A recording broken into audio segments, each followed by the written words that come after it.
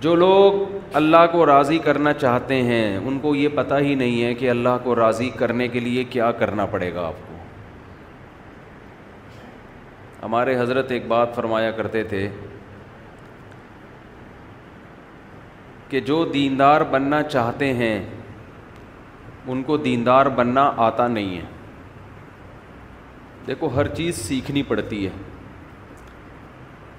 آپ اگر صحت مند بننا چاہتے ہو تو کیا صرف محنت سے بن جاؤ گے؟ صحت مند بننا آنا چاہیے۔ وہ ڈاکٹر بتائے گا، حکیم بتائے گا، وہ صحت کی ڈیفینیشن بھی بتائے گا کہ صحت کا مطلب کیا ہے۔ آپ سمجھ رہے ہو کہ صحت کا مطلب ہے کہ ایسے گول گپا ہو جاؤں میں، عام نارمل آدمی یہی سمجھتا ہے۔ پتلے لوگ موٹوں کو دیکھ کے حسرت کرتے ہیں کاش ہم بھی صحت مند ہوتے۔ ڈاکٹر سے پوچھیں گے وہ کہے گا پتلے کو تو زیادہ صحت مند ہے۔ عین ممکن ہے ڈاکٹر یہ کہہ دے۔ موٹا آدمی بہت باریک کو دیکھ کے افسوس کرتا ہے کاش میں بھی ایسا ہلکا پھلکا ہوتا، ہو سکتا ہے وہ بیچارہ بیمار ہو جس کی وجہ سے اتنا باریک ہے۔ تو ڈاکٹر آپ کو بتائے گا بھائی صحت کی ڈیفینیشن یہ ہے کہ اتنا کولیسٹرول ہو، اتنا فیٹ ہو، شوگر اتنی ہو، بلڈ پریشر اتنا ہو، وغیرہ وغیرہ، ہڈیوں میں کیلشیم اتنا ہو۔ تو وہ آپ کو صحت کی ڈیفینیشن بھی بتائے گا، اور پھر آپ اس سے سیکھیں گے کہ اس معیار تک، اس ہدف تک پہنچنے کے لیے مجھے کیا کھانا ہے اور کن چیزوں سے ایوائڈ کرنا ہے، ایکسرسائز کون سی کرنی ہے کون سی نہیں کرنی ہے، وغیرہ وغیرہ۔ جن لوگوں کا پیٹ نکلا ہوا ہوتا ہے نا بہت زیادہ، وہ جب پیٹ کم کرنے کے لیے جاگنگ کرتے ہیں تو وہ لٹک جاتا ہے، کیونکہ ہلتا ہے نا، وہ ہلتا ہے، ڈم ڈم دائیں بائیں جا رہے ہیں ٹھیک ہے نا، پھر وہ آہستہ آہستہ لٹک جاتا ہے۔ وہ کہتے ہیں یہ تو کم نہیں ہوا۔ تو کوئی بھی چیز ماہرین سے پوچھی جاتی ہے کہ بھئی کون سا کام کس طریقے سے کرنا ہے۔ دین کے بارے میں بھی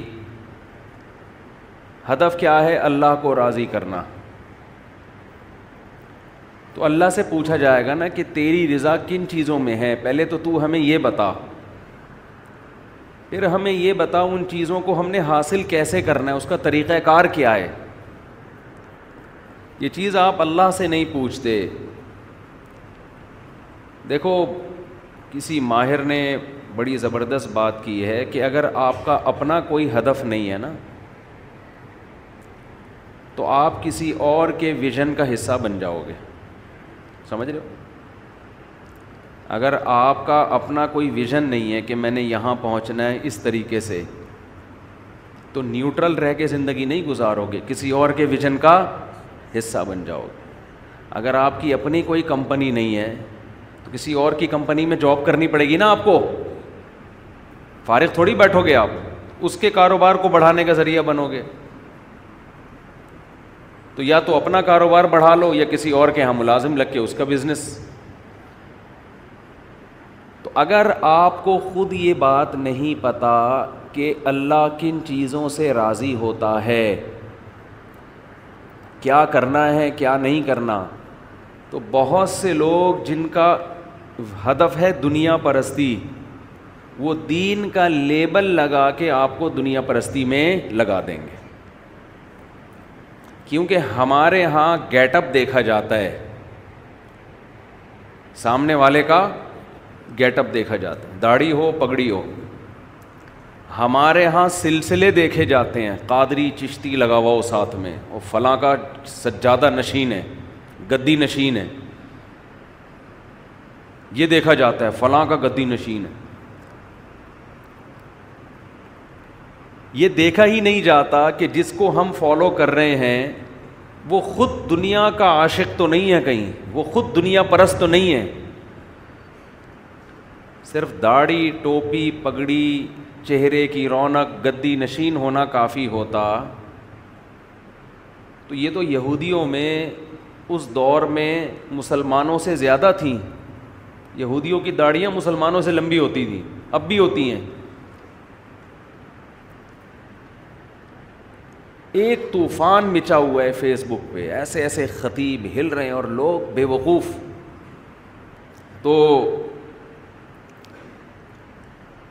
کس کو فالو کرنا ہے, کس کو اپنا باپ بنانا ہے؟ وَجَعَلْنَا مِنْهُمْ أَئِمَّةً يَهْدُونَ بِأَمْرِنَا لَمَّا صَبَرُوا. دیکھو ایسا نہیں ہو سکتا کہ آپ انسان کو فالو نہ کرو. آپ کو میں کتابوں کو مانتا ہوں, کسی شخص کو فالو نہیں کرتا. یہ کہنے کی باتیں ہیں, حقیقت کی دنیا میں یہ نہیں ہو سکتا. جو لوگ کہتے ہیں نا ہم صرف کتابوں کو مانتے ہیں, بابوں کو نہیں مانتے, اماموں کو نہیں مانتے, تو ایسے لوگوں کو بھی ان کے ماتحتوں نے باپ بنایا ہوا ہوتا ہے. وہ اس بابے کو بابا مان رہے ہوتے ہیں. بابے کی ڈیفینیشن کیا ہے؟ جس کو آپ فالو کرو وہ آپ کا بابا ہے, چاہے وہ جوان ہو چاہے وہ بوڑھا ہو. جس کو آپ فالو کر رہے ہیں وہ آپ کا کیا ہے؟ بابا ہے. تو انسان ہمیشہ انسان کو فالو کرتا آ رہا ہے, تبھی تو اللہ نے پیغمبر بھیجے نا انسان, ان کو فالو کرو. ایسے نہیں دے دیا کہ کتابیں دے کے پیغمبر چلے گئے کہ بس کتاب کو فالو کرو. کبھی بھی ایسا نہیں ہوا. ہر پیغمبر کتاب بھی لایا اور ساتھ ساتھ کہا کہ اس کتاب کو سمجھنے میں فالو کس کو کرنا ہے؟ مجھے. اور پیغمبر ایسے افراد دنیا میں چھوڑ کر گئے کتاب کے ساتھ کہ اب کتاب کے ساتھ ساتھ ان افراد کو فالو کرنا ہے. پھر وہ افراد ایسے افراد کو چھوڑ کر گئے, کتاب بھی دے کر گئے اور کتاب سکھانے والے افراد بھی دے کر گئے, اور بتا کر گئے کہ اب کتاب کو سمجھنے میں فالو ان کو کرنا ہے. یہ سلسلہ 1400 سال سے آج تک چلا آ رہا ہے. کتاب بابے کے بغیر سمجھی نہیں جا سکتی. جس نے بھی سمجھی ہے گمراہ ہوا ہے, وہ برباد ہو گیا ہے, وہ سیدھے راستے سے ہٹ گیا ہے وہ. اور یہ اللہ کی سنت ہمیشہ سے رہی ہے. وَجَعَلْنَا مِنْهُمْ أَئِمَّةً يَهْدُونَ بِأَمْرِنَا. اللہ فرماتے ہیں بنی اسرائیل میں ہم نے ایسے امام بنائے تھے جو ہماری ہدایات پر لوگوں کو سیدھا راستہ دکھایا کرتے تھے. عام پبلک ان اماموں کو فالو کرتی تھی. تو پبلک ہمیشہ انسان کو فالو کرے گی, کسی بابے کو فالو کرے گی. بابے کو آپ اپنی ڈکشنری سے نکال نہیں سکتے. نکال دیا تو غامدیت ہے.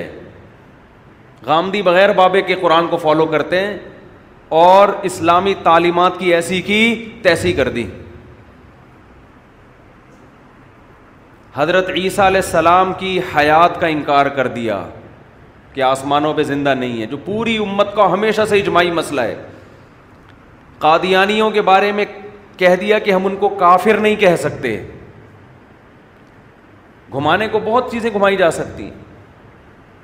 غیر اسلامی ریاستوں کے بارے میں کہہ دیا کہ وہاں جمعہ نہیں ہوتا, کہ جمعہ پڑھانا حاکم کا کام ہے, اسلامی حکومت کا کام ہے. ان سب کے جواب میں دے چکا ہوں. اور پتہ نہیں کیا کیا کیا ہے. قرأتوں کا انکار کر دیا, بہت ساری حدیثوں کا انکار کر دیا, اس لیے کہ اخپل طریقے سے قرآن کو سمجھنے کی کوشش کی. ضلوا واضلوا, خود بھی گمراہ اور لوگوں کو بھی گمراہ.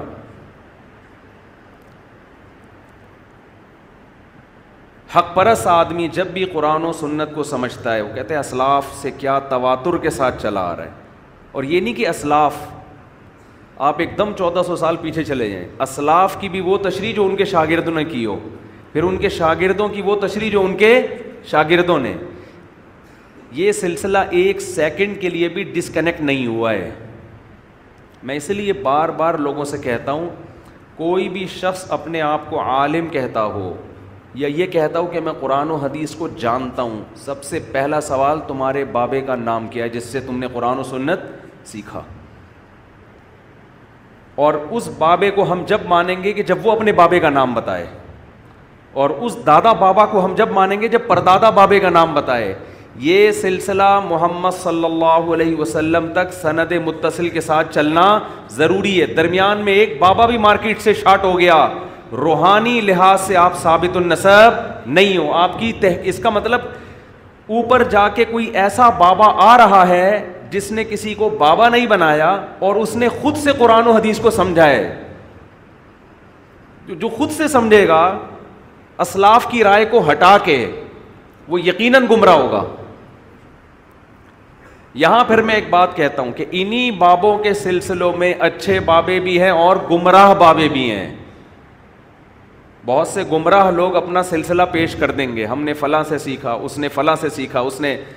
سند کافی نہیں ہے, سند پہلی سیڑھی ہے اہل حق کے گروہ میں شامل ہونے کے لیے. اس کے بعد بھی کچھ شرطیں ہیں, سمجھ رہے ہو, اس کے بعد بھی کچھ شرطیں. وہ شرطیں یہ کہ یہ سلسلہ بھی اہل حق کا ہو, اہل باطل کا نہ ہو,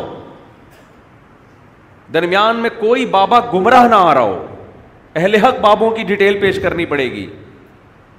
تو اگر بابے ہی نہیں ہے, اس کا مطلب تو یہ ہوا, دیکھو صحابہ سے زیادہ کوئی ہے جو قرآن کو سمجھ سکے, ان کی زبان میں نازل ہوا. لیکن قرآن کیا کہتا ہے کہ نبی ان کو سکھائیں گے. یعلمہم الکتاب, قرآن ان کو کون سکھائے گا؟ نبی. یہ اخپل طریقے سے سمجھنے کی کوشش نہیں کریں گے, نبی سکھائیں گے, ان کو گائیڈ کریں گے. یہ مطلب ہے اس کا, یہ والا مطلب نہیں ہے, یہ والا مطلب صحیح ہے. پھر تابعین کی جماعت جب آئی تو جیسے صحابہ براہ راست قرآن نہیں سمجھ سکتے تھے, تو کیا تابعین سمجھ سکتے تھے؟ ان کو گائیڈ کس نے کیا؟ صحابہ نے. پھر تبع تابعین کو گائیڈ کس نے کیا؟ تابعین نے.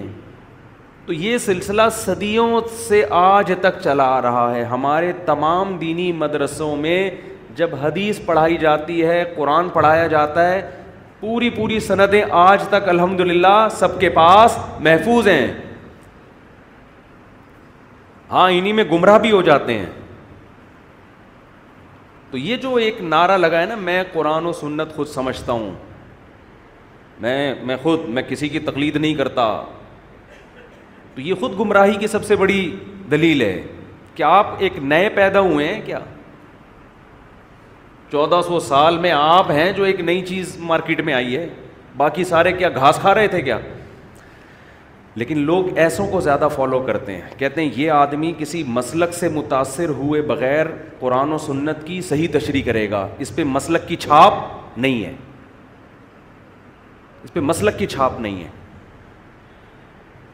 یہ تشریح کر ہی نہیں سکتا صحیح, یہ اپنی رائے پہ آپ کو لے کر آئے گا جو پوری امت کے بولو خلاف ہوگی. اور یہ بات خوب سمجھ لیں, مسلک آٹومیٹیکلی وجود میں آتے ہیں. جو اس طرح کے لوگ ہوتے ہیں نا جن پر مسلک کی چھاپ نہیں ہوتی, وہ ایک نیا مسلک لانچ کر رہے ہوتے ہیں. لوگ کہتے ہیں کسی مسلک کو فالو نہیں کرتے, یہ ایک نئے مسلک کی بنیاد رکھ رہے ہیں. جب ان کو 1000 20,000 30,000 1.5 لاکھ لوگ فالو کرنا شروع کر دیں گے تو وہ ایک فرقہ بن جائے گا, ایک نیا مسلک ہوگا, اور اس مسلک کا نام بھی عوام خود ڈیزائن کرے گی کہ اس کا نام کیا رکھنا ہے ہم نے. مسلکوں کے نام خود سے نہیں رکھے جاتے, پبلک رکھتی ہے. سمجھتے ہیں کہ نہیں سمجھتے ہیں؟